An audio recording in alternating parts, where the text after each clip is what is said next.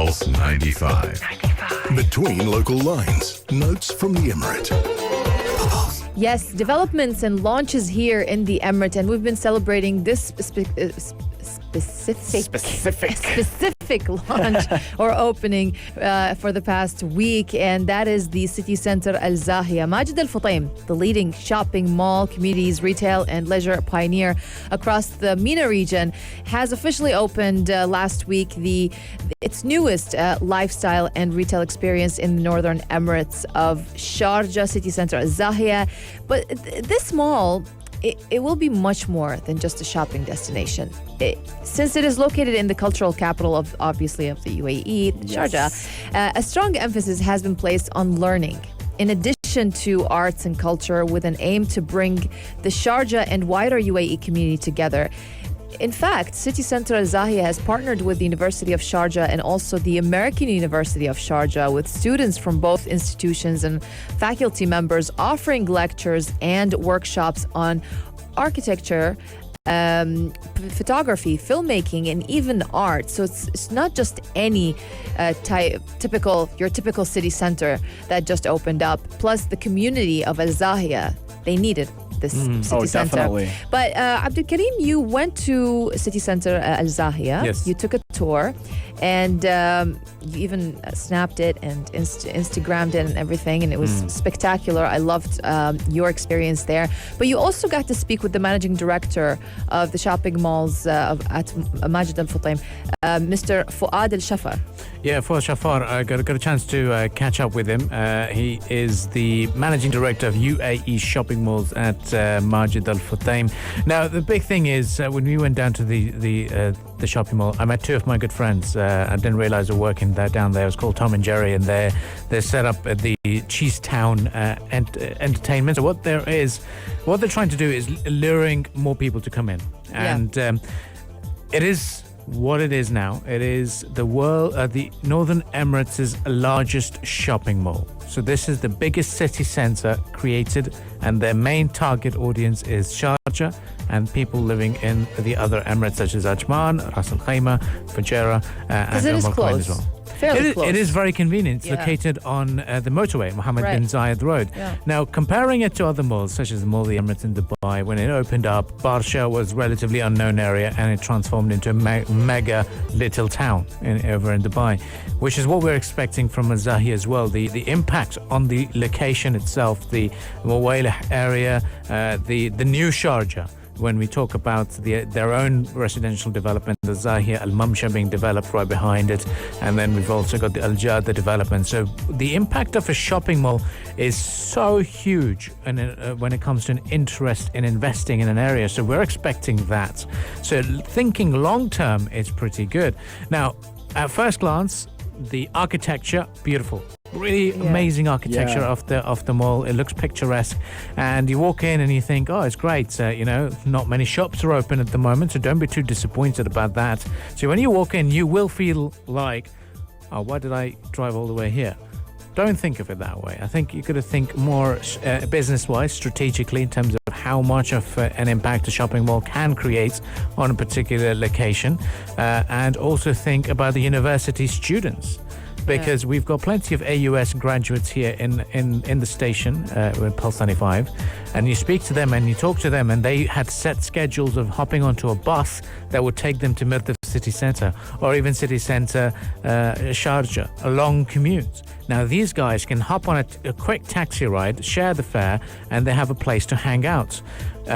Before the mall, hanging out was in the coffee shops of Mawailah, going down to the cafes, grab the shawarma, grab the karak, and sit down there and have fun.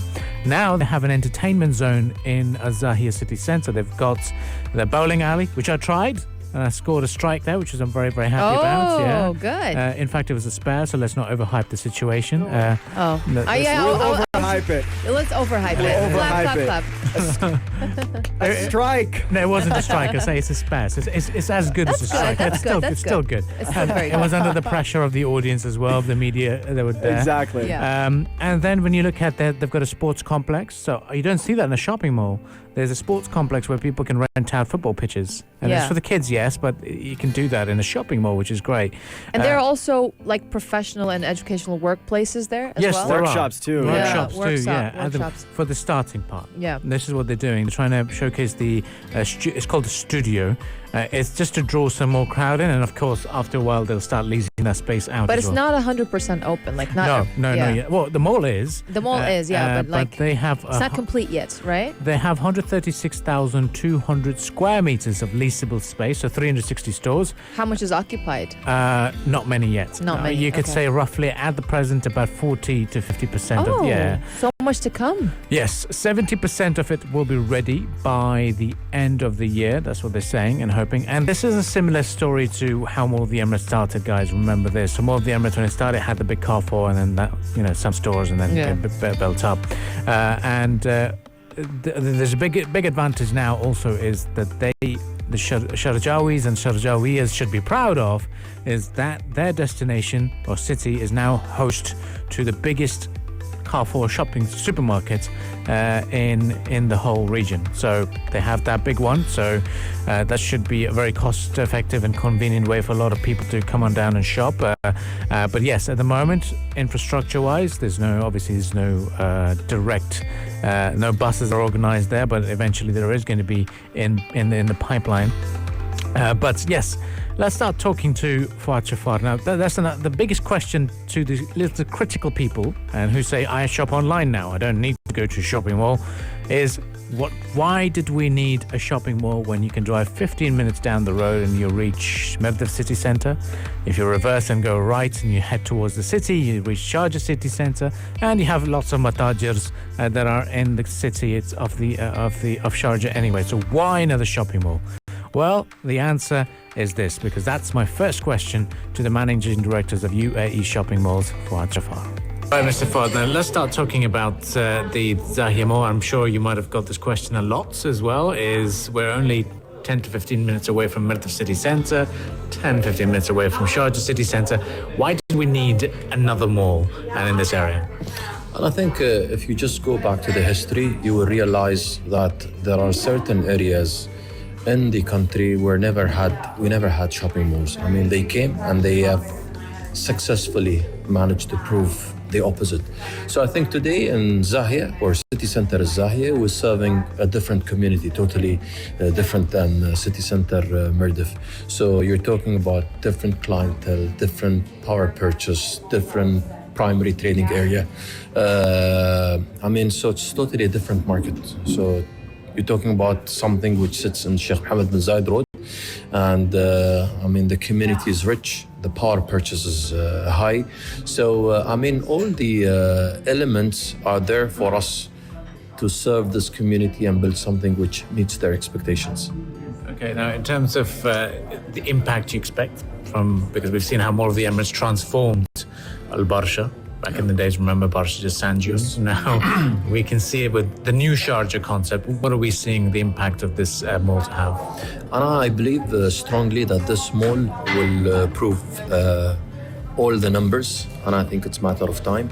By the time the mall is like 100% operating, plus the surrounded area also, gets filled in.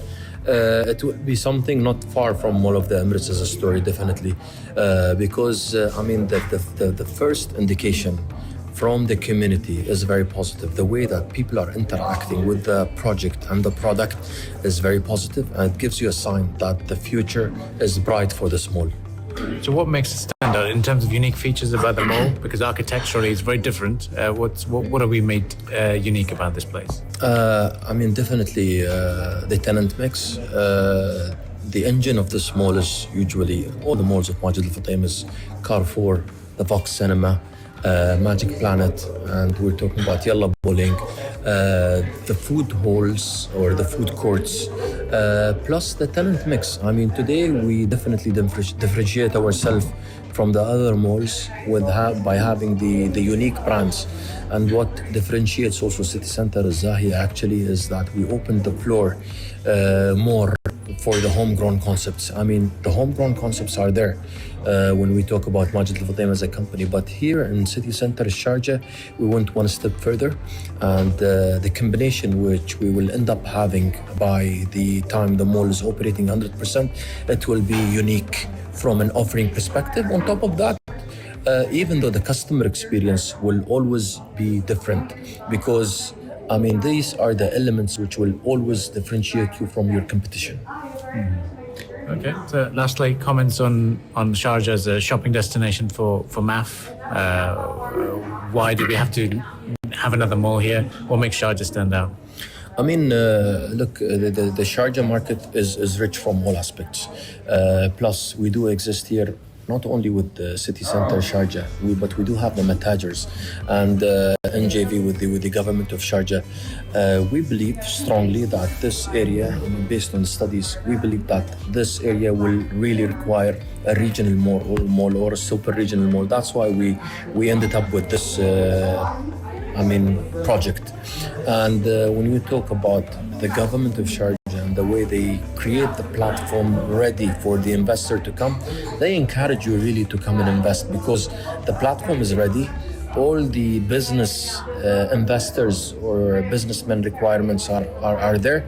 I mean, from all aspects, it's a successful city. So you're talking about Sharjah as a city, government, even though the collaboration with the institutes, be it the university, the government, the businessmen. So all these are like, platforms which makes you actually ready to move and to invest. Yeah, that was Fuad Shafar, the managing director of UAE shopping malls at Majlis Al Futtaim. So now the big question for us is, what influences us to visit a shopping mall? Is there any specific thing that makes us feel like I want to go to this shopping mall? What are we thinking, guys? Well, it's always those big malls that have a little bit of everything, that whenever you need something, that's your go-to place. Yeah. Yes. So you need to buy someone a gift, you need to do your grocery shopping, you need to take the kids out to play. You have that one hub where you can do all of those things. And when you're hungry, you could pick up some food as well. And it looks like Zahia City Centre is going to combine all of those things and much more. Abdul Karim, I want to ask you, does it have any outdoor seatings for restaurants? Al fresco dining, it doesn't look like it so far. There might be some more shops that might open up because bearing in mind summer is here, so I'm sure they'll think about it, about opening them up early or not. But it has a big food court. And the cinema, how was it? The cinema experience. I've got to tell you that cinema is very nice. It's actually really, really good. 16 holes. They're saying it's going to be the largest cinema in Sharjah. It is, yes. It is definitely is. With the Max cinema screen is there. Wow. And we've also got the small cinema screens, but 16 is the total size. Very convenient location for a lot of people to come on down and check it out. I think hopefully this will reduce the traffic on weekends, which is going towards Dubai to go to this shopping mall, because this will be a magnet. And hopefully, fingers crossed, it's going to be a huge benefit to all the restaurants that are in Mawaleh area, because people go to Zahia City Centre and say, oh yeah, that's great, but then they'll overlook from the parking and say, oh, hang on a minute, there's loads of small quirky cafes in this area. Let's go down there and check it out. So this is going to be increasing a lot of traffic and footfall to this destination. So we're hoping this is going to be a big success story to celebrate. But in terms of shopping malls decision, what really differs me and makes me not visit it is the queues to join the parking. Sometimes I avoid mega malls. But one particular draw that I usually have is if that particular mall has a good entertainment option. That it determines my aspiration or hope or wish to go to that shopping Entertainment options like bowling alley, and now they have a mini golf, by the way. So now they're not only trying to entice visitors to come in and shop, but they're saying, hey guys, by the way, if you're a grown up, have a go at mini golf. Have some more fun here. So I can stand their ways and tactics of trying to bring people in. And yeah, for me, a shopping mall, just a hangout space would be a nice coffee shop that I can have a nice espresso or wherever I need. But it's just something where I can just chill and relax. That is what would urge me Yes. to go into that particular shopping mall. But hopefully this is going to be great. But do stay with us on the Morning Majlis. We'll be back again after a bit of a short interval. We'll move on very quickly and touch upon the topics that are going to be discussed here on the program. Up next, we'll talk about the big milestone. UAE is celebrating the year of the 50th. Pulse 95. Between local lines. Notes from the Emirate. Well, here in the Emirates, we're gearing up for the 3-week festival that is coming our way. It is the Sharjah Heritage Days of this year. It's going to be from March 20th until April 10th, and it is organized by the Sharjah Institute for Heritage and embodies the vision of His Highness Sheikh Dr. Sultan bin Mohammed Al Qasimi, the Supreme Council member and the ruler of Sharjah, to enrich our future by opening a window to our past. But looking further into it, what is it all about, the Sharjah Heritage Days? It's like the that's all right. It's all about food, really. You all turn up and have some great food because Straightforward. I mean, it's a place where in the Sharjah Institute of Heritage they set up different stalls of the country they want to exhibit. So we're going to start off with Montenegro. It's going to have 500 events, over 500 events and activities. It's huge. Yeah. And over 3 weeks as well. Exactly. It's coming in its 18th annual edition. Yeah, and it's going to take So it's been going on for 18 years. Definitely. And this is going to be one of the biggest Sharjah Heritage Days we've ever had. So it's taking place at the heart of Sharjah District and the Khorfakan Heritage areas. Those are going to be the hubs of celebrations, where it's going to be on till April 10th, and you're going to see a bit of everything. Aside from glorious food from 30 participating countries, you're going to see artists, intellectuals, artisans, and leading cultural entities as well put forth these enriching cultural experiences, including dances, arts and crafts, clothing that is unique to their cultures, and of course, food. Mm-hmm. Yes, that's the main thing for sure. And it's called the Sharjah Heritage Days. Now, this has been going on since 2003, so I'm sure a lot of Sharjawis and Sharjawiyas would be aware of it. And it emphasizes the need to foster community awareness and appreciation of local heritage and looks at ways of enhancing their capacities to protect it and carry it on in the future. The Sharjah Heritage Days is being held under special circumstances due to the COVID-19 pandemic. They will be reinforcing Sharjah's message that preserving our heritage and sharing our identity with others safeguards humankind as a whole and brings people together, revealing each other's cultures' similarities. This is something we need more than ever. It's all about community cohesion. Major General Saif Zahia Shamsi also said the vision of His Highness the ruler of Sharjah has continued to foster the cultural environment of the Emirate. So we proudly uphold it and celebrate it with everyone out there. So this is going to be a fun-filled activities to plan for the coming few days. It will be indeed. And the most exciting fact about this is that 29 countries will be able to showcase their heritage. So we have countries like Belarus, Tajikistan, Bulgaria, Saudi Arabia, Oman, Kuwait, Bahrain, Maldives even, Egypt, Yemen, Italy, Spain, France, Sudan, Lebanon, Iraq, India, Netherlands, Tunisia, Morocco, and the list goes on. 29 countries to showcase their heritage. So this is going to be very exciting. And also vibrant folk performances from Belarus, Macedonia, and Tajikistan, and a lot of other countries also will introduce visitors to new cultures, while 8 Emirati folkloric arts and dances they will also highlight the heritage and rich culture of our country here in the UAE as well. And traditional Arab heritage will be showcased through 22 activities, including seminars and workshops. It's a full-packed show. Yeah, there's so much that is set to happen. Also over the period of 3 weeks, Sharjah Heritage Days, they're going to put together a folklore documentation project. So they're going to go through the UAE's audio-visual heritage and provide a historical overview of the musical instrument artisanship and the diverse art forms we've seen over the years here in the United Arab Emirates. And the three types of crafts and arts covered under the project include festive performances, musical performances, and religious performances, and their history here in the United Arab Emirates. And there also will be cultural and academic programs. So there's going to be a cultural cafe that is going to host 20 lectures and book signings as well with authors from all around the world, and activities for families. There's going to be a community theater where 9 countries, including Palestine, Yemen, Morocco, Egypt, Syria, Iraq, Lebanon, and India and Pakistan,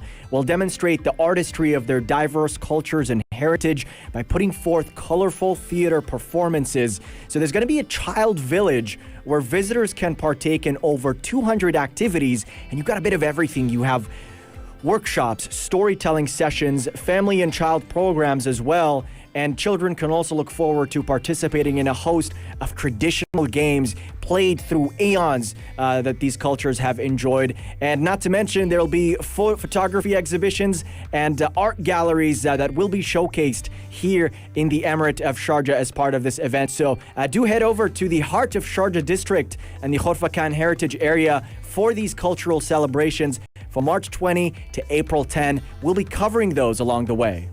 Yep, it'll be widely covered on the Sharjah TV and radio stations. For sure, it is going to be.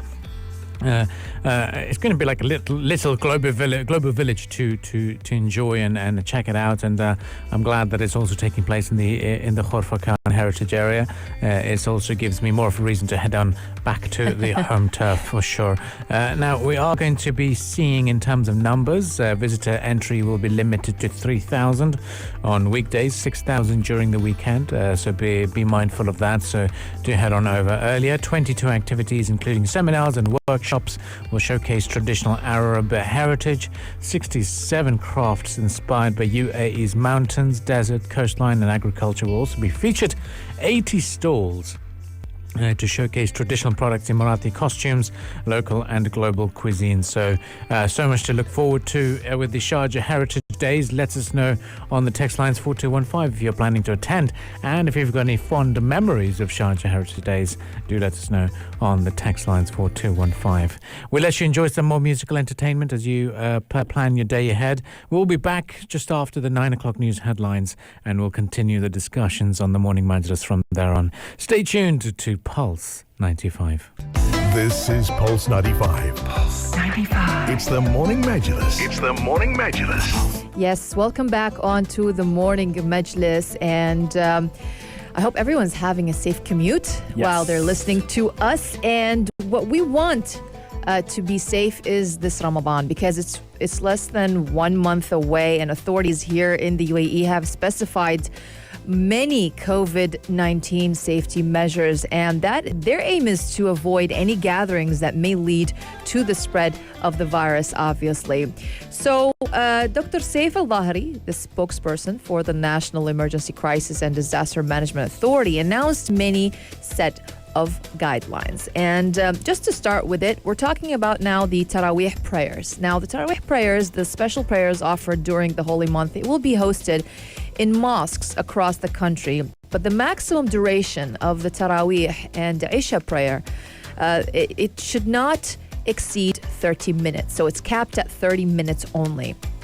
Now, as well as the Taraweeh prayers, when it comes to family and friends gatherings, we're definitely going to have to avoid that. Yeah. Especially during iftar time, because you know how people come and go, you know, especially neighbors or something. They want to have iftar at each other's houses, or family members or friends. So we should definitely avoid that, and authorities are really cracking down on it. And we should avoid distributing and exchanging meals between homes and families as well. Only members of the same family living in the same house can share meals. When it comes to iftar tents, we already talked about that, and it has been announced that whether family or institutional, they're all banned everywhere. Iftar tents, they're banned definitely. And iftar meals will not be allowed inside mosques either. Restaurants are prohibited from distributing iftar meals inside or in front of their premises. And last but not least, distribution of the iftar meals is limited to labor housing complexes via direct coordination with the management. So, and we need to adhere to strict social distancing as well. And going back to the mosque situation as well, we've been getting a lot of questions about those. Now, for women, the prayer halls will remain closed. And with Taraweeh prayer, which has been capped at 30 minutes, mosques will close immediately after. When it comes to religious lessons and meetings in mosques, those will remain suspended, but you have the option of virtual participation. And regarding Qiyam al-Layl, the authorities are still trying to figure that one out. They said they'll update the public about special prayers that are offered past midnight on the last 10 days of Ramadan. They're going to assess the status of the pandemic in the country and act accordingly. So that's the latest update as far as prayers and mosque gatherings are concerned for the holy month of Ramadan, which is set to begin in less than a month. Yeah, but it's a big contrast to what we faced last year. Mosques were not open during the holy month of Ramadan, and it was only after that we saw they were started to gradually open. So really good news for us here in the United Arab Emirates.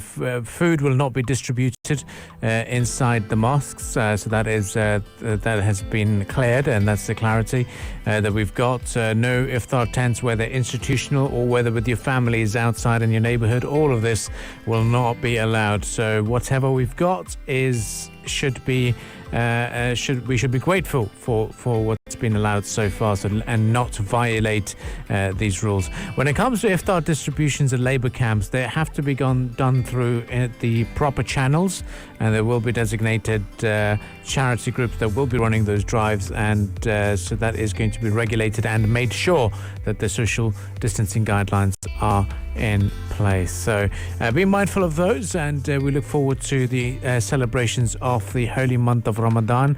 We'll be back again here on the Morning Majlis with more discussions lined up for us.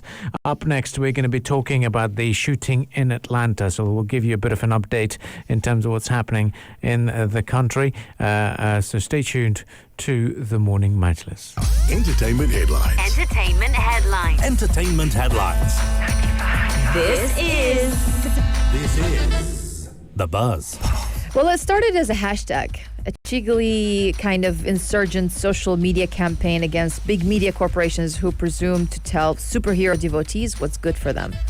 And it was enraged by DC's Justice League movie in 2017, which director Zack Snyder had to abandon during post-production after a family tragedy, and which an uncredited Joss Whedon reshot and re-edited. The fans took to Twitter demanding that DC Films hashtag release the Snyder cut. So, like the GameStop share price, hopes soared. But so did cynical suspicions, really, that a pristine cut would eventually be fabricated to cash in on customer excitement. We're talking about Justice League. And it's a 4-hour. Is it a 4-hour film? Yeah, this one is a 4-hour film. So first, it came out in 2017, like you said, and that movie was widely panned by critics. So they said, as far as depth, character building, and story, there wasn't enough of that in that movie. Yep. It felt pretty flat. Zack Snyder added a whooping 2 hours to it in his cut, and now the critics are celebrating it. They're saying that they've added a lot of scenes where the characters are more fleshed out, where in the previous movie, they pretty much appeared on the sidelines, and it didn't make sense how they all got together at the end. This movie really brings it to life and goes through the psychology of the characters in more detail, and is overall a more cohesive work, and almost has the obsessiveness of a work of art created by a madman like Zack Snyder, who I've seen his movies before, and I'm not into superhero movies normally, but when he makes a superhero movie, it's cerebral, it's human, and it's a story that resonates with an ordinary person, even when we're talking about people with superhero powers and big villains and such. Oh, okay. Yeah, this is going to be a good one to watch because 4 hours in a cinema is going to be a killer. I don't understand how they're going to market it. See, that's the thing. Yeah, As good as a movie could be, would you be sitting in for 4 hours? probably not. Right? It gets. For me, 2 hours and a half is too much. It's also very predictable when Yeah. it comes to superhero movies. You know what's going to happen, but I think what really sells these superhero movies is the graphics, the work of art, the show, the cinematography. Peter Bradshaw is one of the commentators on The Guardian and quite well known as well. He says that with the new backstories, new minor characters, and a new disturbing ending, is going to offer a refreshed feel for the viewers. So that is saying something. Pretty big words to use for that.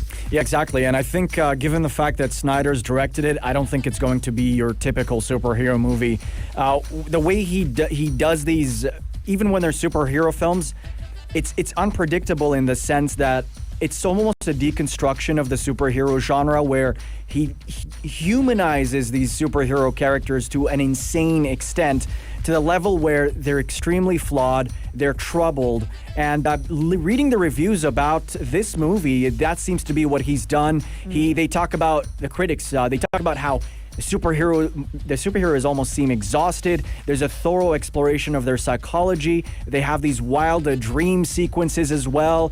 Some characters that hadn't been in the previous movie making an appearance as well. So the movie is audacious in the way it presents these characters, and expect sort of a slow burn, more of a psychological film than an action, lighthearted superhero flick. So the 4-hour length might be justified in this case. Yeah, you're right. Also, Rotten Tomatoes, they gave it a 78% already. Yeah. It's good. Pretty big. Yeah, pretty good. Something to look forward to as well. I mean, I'm so excited because Ben Affleck is in it. He's been MIA He's for a playing while. Batman too, yeah. Yeah. Exactly. So there is going to be so much to look forward to with this new movie, and with the new cinemas opening up in the Emirate of Sharjah, more of a reason for you to check it out, because a lot of people say that they're not going to the cinemas because nothing great is coming out yet. But you'll definitely get your money's worth if you get a decent gold seating in one of the shopping malls, the new shopping malls that has emerged in the Emirate of Sharjah. So let us know if you're planning on booking your cinema tickets to catch this new movie, and what your expectations might be from it. Stay tuned to Pulse 95. The morning Majlis is now going to head off, but we'll be back again tomorrow morning bright and early, ringing in the Thursday vibes in the studios. But for most of our discussions, there's plenty of places to catch them. Certainly, we upload our podcasts on Spotify, SoundCloud, and Apple Podcasts. Just type in Morning Majlis on the search bar. We also upload videos daily on the YouTube channel at Pulse 95 Radio. Make sure you subscribe and catch our live stream of Pulse 95 programming and music. Thank you all for tuning into today's show and joining us via the text lines. And stay tuned to Pulse 95. If you liked this episode of The Morning Majlis, drop a like and subscribe. 95. Be sure to follow us on Instagram for all our daily updates and top stories.